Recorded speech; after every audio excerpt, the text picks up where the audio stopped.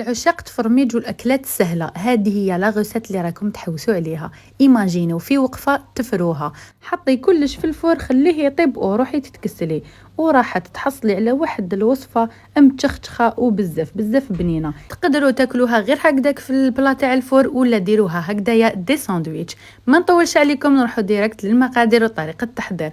خديت هنا صدر تاع الدجاجه قطعته دي بتي مغسو، حطيت فوقه مغرف كبيره تاع الخل ودرت توابل 7 بهارات، درت قسم غرفه صغيره هما اللي راح يزيدوا لي هاد الماريناد بنه على بنه. حطيت شويه فلفل الكحل، شويه توابل تاع الماريني ما وليتش نستغنى عليهم من نهار ديكوفريتهم بزاف بزاف بنان. وهنايا شويه تاع الكركم وفلفل الكحل وشويه عكرين، نحب ندير عكري باش يعطيني تحميره شابه. شويه سكنجبير ما تكتروش منه على خاطرش الكو تاعو قاصح، يعني راح يجيكم شويه حار الا كترتو. ودرت شويه توم مرحيه وشويه بصل مرحي. التوابل هذوما راح يزيدوا لكم في الوصفه تاعكم بنه على بنه.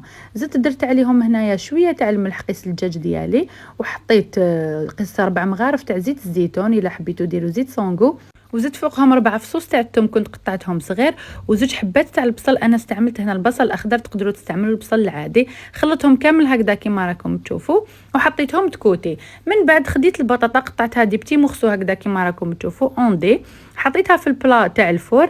والبلا هذا كنت دهنته كامل بالزيت، زيت سونغو عاديه، وحطيت فوقه هذاك الماريناد تاع الدجاج.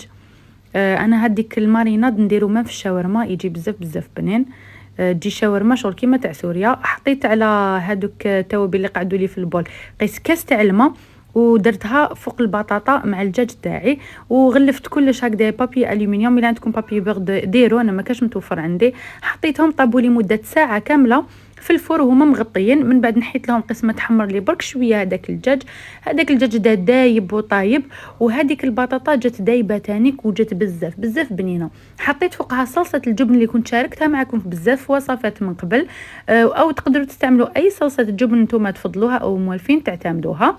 وراكم رايحين تتحصلوا على واحد البنه ما نحكي لكمش. وتقدروا تانيك ديروا من الفوق شويه فخوماج غابي وتعاودوا ترجعوها للفور وتخلوها تقراتينا، راح تجيكم واحد القراطه مانيفيك. تقدروا ديروها بالبيشاميل او بصلصه الجبن كيما درت انايا. وتقدروا تانيك ديروهم دي ساندويتش كيما درت انا. كنت بريباريت لافي خبز المنفوخ، الا حبيتوا نخلي لكم الوصفه تاع خبز المنفوخ خلوا لي في التعليقات، راني فيلميتها لكم باذن الله راح تكون وصفه القادمه.